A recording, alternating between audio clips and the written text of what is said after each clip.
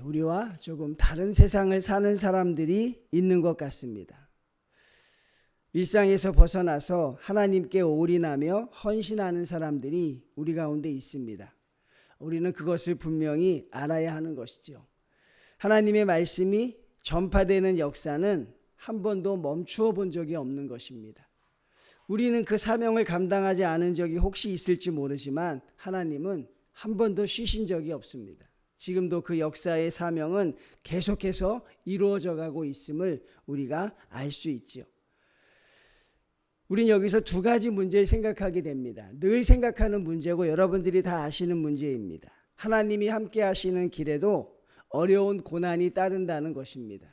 그리고 두 번째는 그 고난의 길이 하나님의 길이라고 한다면 그 끝에는 반드시 기쁨이 있다는 사실. 우리가 그 두 가지를 항상 기억해야 하죠.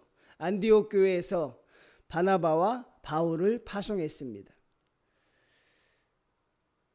얼마나 신중하게 파송했는지 몰라요. 금식하며 기도하며 또 그 음성을 들었을 때 또 금식하며 파송합니다. 하나님, 저 2명의 사도들과 함께하여 주십시오. 그리고 안디옥 교회가 온 힘을 다해 그들을 기도하며 파송했습니다. 그런데 그들의 앞에 기다리고 있는 것은 항상 영광만 기다리고 있는 것은 아니었습니다. 좀 하나 아쉬운 게 있으면 우리가 이게 모든 고난이 지면으로 되어 있으니까 요즘같이 무슨 직접 4D라든가 체험을 할 수 있으면 성도들이 더 리얼하게 경험할 수 있을 것 같아요. 그러니까 돌에 맞는 아픔이라든가 배고픔이라든가 그 이동거리도 보면 하루에 160km를 막 이동하는 그런 강행군을 하기도 하고 상상할 수 없는 고난이 그들에게 닥치죠. 그래서 그들이 하나님 앞에 여정을 따라서 하나하나 이동합니다. 가는 데마다 회당에 들어가서 복음을 전합니다. 그런데 하나님이 함께 하셨다는 것은 회당에서 복음을 전할 때 거기에서 회심하고 개종하는 사람들이 생겨났다는 것이죠. 우리 하나님을 보면 채찍과 당근을 동시에 주십니다. 당근만 주시는 하나님이 아니고 채찍만 주시는 하나님이 아니죠. 그러니 결국 고난 가운데 있으면 우리에게 기쁨의 일이 다가오는 것이고 또 기쁨 가운데 계신 성도님이 있다면 고난의 모습이 있는 것을 우리가 알아야 합니다. 그게 우리 하나님이 우리의 역사하시는 모습이에요. 제가 구약의 말씀을 전하면서 하나님이 뭐라고 했습니까? 순종하는 자에겐 복을 주시고 불순종하는 자에겐 징계를 주신다는 것. 그게 하나님의 뜻이었고 이 신약 시대에서는 하나님의 사명을 감당하는 사람과 하나님이 역사하는 은혜가 가득한 것인데 모든 사람들이 이 기쁨을 누릴 수 있느냐? 그건 아니라는 것입니다. 하나님의 복이 예비되어 있고 하나님의 기쁨이 있지만 그럼 모든 사람이 그저 누릴 수 있느냐? 아니죠. 성령과 구원은 그냥 선물로 받을 수 있지만 이 사명의 기쁨은 아쉽게도 사명자들만 느낄 수 있습니다. 그러면 이 기쁨을 누리기 위해선 어떠해야 될까요? 우리가 사명자가 되어야 한다는 것인데 아쉽게도 이 사명이 성취되는 기쁨을 한 번도 누리지 못하고 살아가는 성도들이 많다는 것입니다. 그저 자기 주변에 내 작은 문제들이 이루어지는 기쁨에 심취해서 그냥 그것이 전부인 줄 알고 살아가지만 이건 또 다른 세계의 문제입니다. 세계가 바뀌고 역사가 바뀌고 사람이 변합니다. 그러니 여러분 그 현장이 얼마나 벅차겠습니까? 말씀을 좀 자세히 봅니다. 안디옥과 이고니온은 거쳐온 것이에요. 근데 안디옥과 이고니온에선 극심한 박해가 있었습니다. 안디옥과 이고니온은 역사도 강했지만 극심한 반대도 있어요. 그래서 그들이 피해서 루스드라라는 곳으로 복음의 장소를 옮기지요. 근데 거기서 끝나야 되는데 얼마나 극성스러운지 안디옥과 이고니온의 유대인들이 바울을 따라다닙니다.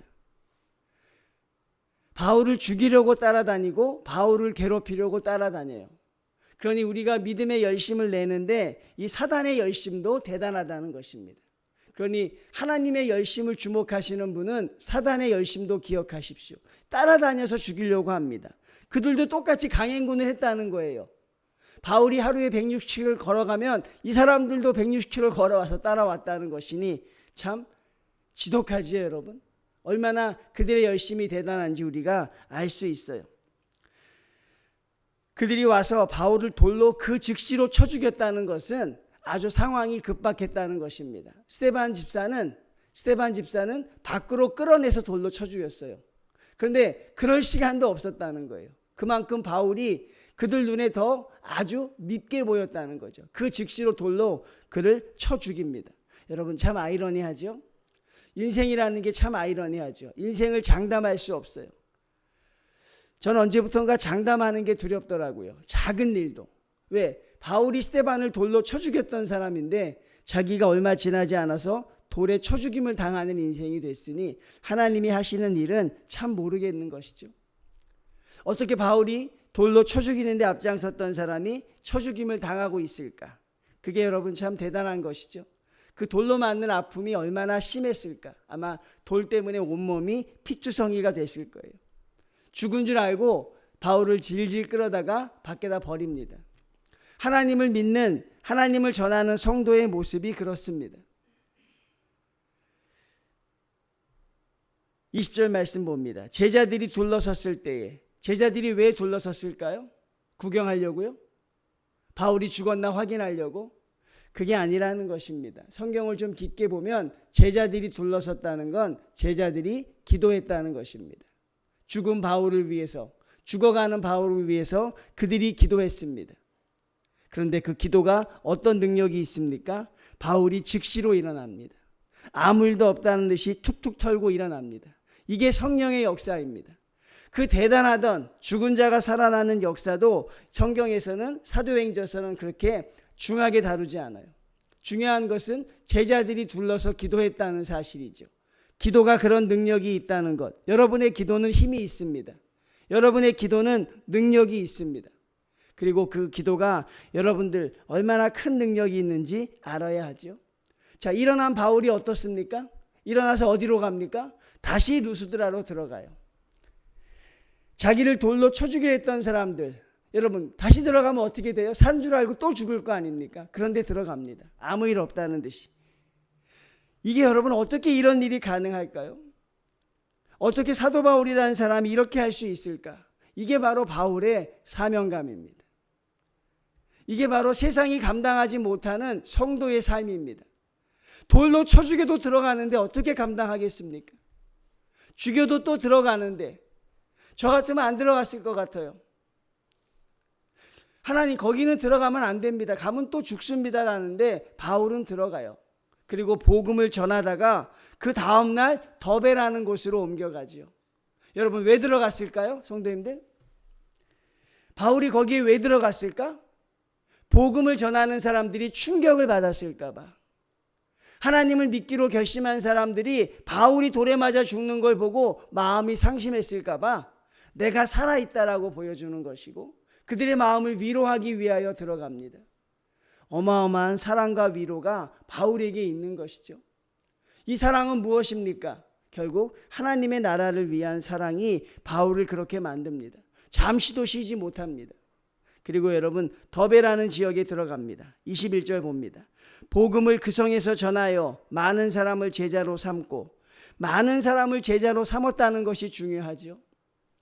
여러분, 루스드라와 다른 지역에서는 큰 기적이 있어야 사람들이 예수를 믿었어요. 처음엔 그렇습니다.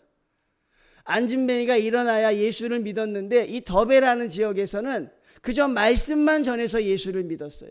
이제 어떻습니까? 사람들이 복음을 받아들이기 시작한 것이죠. 그리고 거기서 제자로 삼고 루스드라와 이고니온과 안디옥으로 돌아갔다는 것은 바울의 1차 전도 여행이 더베에서 끝납니다. 그런데 1차 전도 여행은 다시 왔던 곳을 되돌아가는 것으로 마무리하죠. 다시 왔던 곳으로 되돌아간다는 것은 무엇입니까? 그 지역에 큰 열매가 있었다는 것이고, 또 하나 제가 말한 것처럼 성도들의 마음을 위로하기 위해서, 그들의 마음을 다잡아주기 위해서 바울이 들어갑니다. 그리고 이렇게 바울이 그들에게 말하죠. 22절 봅니다. 제자들의 마음을 굳게 하여 이 믿음에 머물러 있으라 권하고, 제발 믿음이 변치 말라. 그리고 바울이 말합니다. 그리고 어떤 이야기를 합니까? 우리가 하나님의 나라에 들어가려면, 여러분 기억하십시오. 우리가 하나님의 나라에 들어가려면 많은 환난을 겪어야 할 것이라. 그러니 성령과 고난은 항상 같이 가는 것이죠. 하나님이 바울을 부르셨을 때 그에게 말씀하신 게 바로 성령이 그를 어렵게 할 것이라는 것이었죠. 베드로도 역시 주님이 내가 나를 사랑한다고 했을 때 사랑한다는 대답 앞에 고난을 당할 것이라고 했고, 사도행전 20장 23절 한번 제가 읽어드리겠습니다. 사도행전 20장 23절에 바울이 이렇게 이야기합니다. 오직 성령이 각 성에서 내게 증언하여 결박과 환난이 나를 기다린다 하시나 내가 달려갈 길과 주 예수께 받은 사명 곧 하나님의 은혜의 복음을 증언하는 일을 마치려 하면은 나의 생명조차 조금도 귀한 것으로 여기지 아니하노라.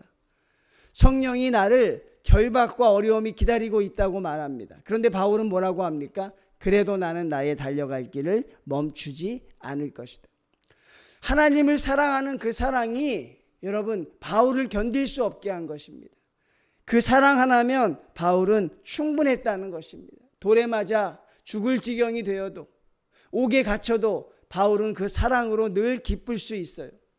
바로 이것이 우리가 오늘 사도행전에서 우리가 배워야 하는 것입니다. 그 은혜가 부럽다면 배우셔야 합니다. 바울이 누렸던 기쁨이 부럽다면 우리는 그 은혜를 배워야 하지요. 그런데 바울의 기쁨이 부럽지 않다면 어떻게 보면 우리의 마음은 다칠 수밖에 없는 것이죠. 여러분, 하나님 나라에 들어가려면 우리가 바꾸어야 하는 게 그게 바로 환난이라는 것입니다. 참 우리 믿는 자들에게 절망적인 내용이죠. 우리 믿는 자들의 발목을 참 멈칫거리게 하는 그런 말입니다. 늘 고난이 있을 것이라고 말합니다. 어떤 고난이라고 말하지도 않으세요.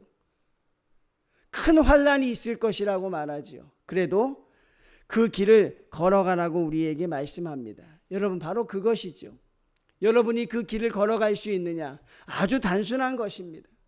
하나님의 은혜가 더 크면 되는 것이에요. 세상에서 받은 상처보다 하나님의 은혜가 더 크면 되는 것이고, 나를 향해 비난하는 사람들의 목소리보다 하나님의 위로가 더 크면 되는 것이에요.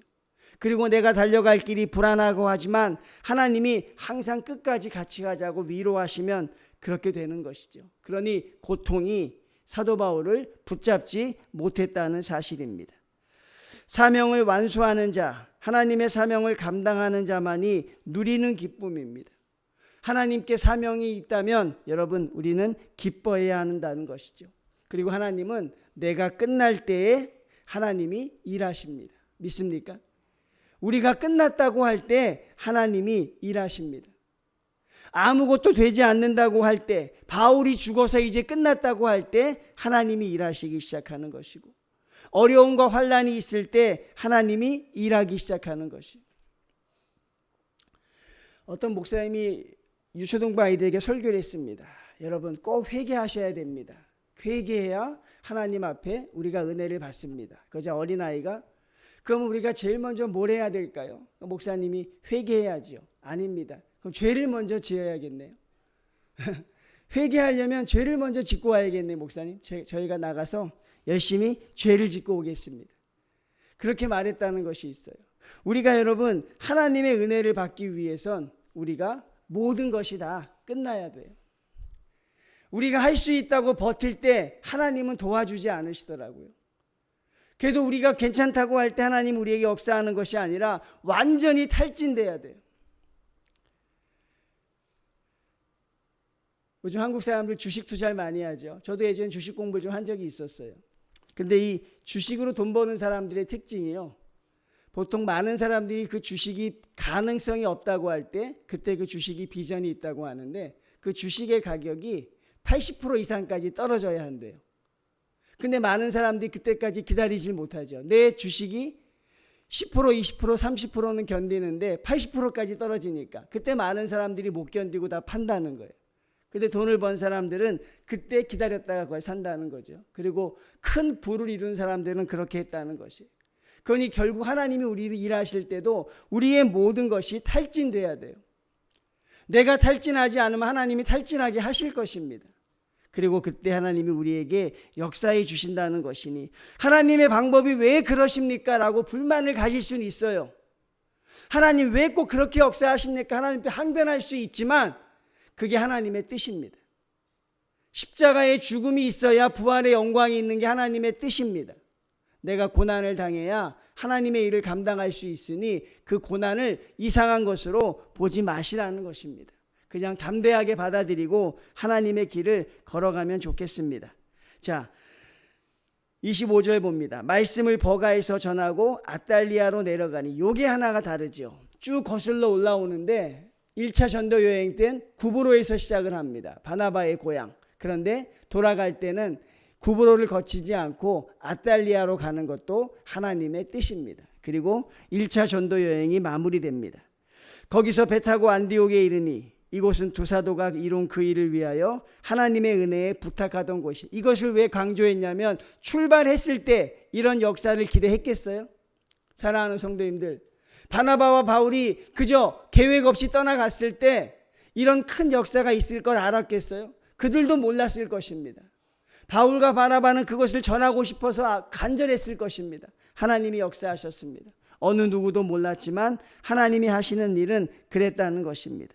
그리고 27절, 하나님이 함께 행하신 모든 일과 이방인들에게 믿음의 문을 여신 것을 보고하고, 이 얼마나 기쁨의 현장이었을까요? 근데 이 기쁨을 누린 교회는 안디옥 교회밖에 없었습니다. 이 기쁨을 누린 고통의 기도의 시간, 자기들의 목사들을 파송했던, 물질로 헌신했던 이 어려움의 시간을 기쁨으로 바꿀 수 있었던 교회는 안디옥 교회밖에 없는 것이죠. 안디옥 교회만이 이 기쁨을 누렸다는 사실이고 하나님은 그 기쁨을 안디옥 교회만 주신 것입니다. 그러니 우리 정인교회도 하나님의 일을 기쁨을 감당하기 위해선 그 과정을 겪어야 하는 것이죠. 왜 교회에 기쁨이 없느냐 할 때 결국 우리가 그 과정을 겪어야 교회에 큰 기쁨이 된다는 사실입니다. 그리고 제자들과 함께 오래 있으니라. 결국 그 기쁨을 누리며 하나님의 은혜를 감사하는 시간이 이렇게 길었다는 것입니다. 한 1년 정도를 머물렀는데요, 1년을 감사해도 부족하지 않은 시간이었습니다. 사랑하는 성도님들, 여러분의 개인적인 유익을 이룬 기쁨과 하나님의 나라가 확장되는 기쁨, 어떤 것이 클까요? 내가 내 가족에서 내 자녀들과 함께 행복하게 사는 것과 하나님의 복음이 울려 퍼져서 전 세계가 움직이는 것, 어떤 기쁨이 더 클까 생각해 보는 것입니다. 그 기쁨을 누리지 못하면 우린 여전히 작은 기쁨 속에 살 수밖에 없다는 사실입니다. 더 놀라운 사실은 하나님이 언제나 함께 하셨다는 사실입니다. 6월달 여러분 살아가실 때 하나님이 함께 하실 것입니다. 성도님들, 6월에는 멋진 성도로 승리하시길 바랍니다. 하나님의 은혜의 현장에서 여러분들이 가장 앞장서서 하나님이 이루신 것들을 같이 나눌 수 있는 그런 우리 정인교회가 되기를 바랍니다. 여러분, 6월 한 달 하나님의 은혜 안에서 화이팅 하시고, 고난 가운데 무너지지 마시고, 어려운 가운데 넘어지지 마시고, 여러분에게 주시고자 하는 하나님의 은혜 그 끝까지 멋있게 완주하는 우리 믿음의 성도 다 되시기를 주님의 이름으로 축원을 드립니다.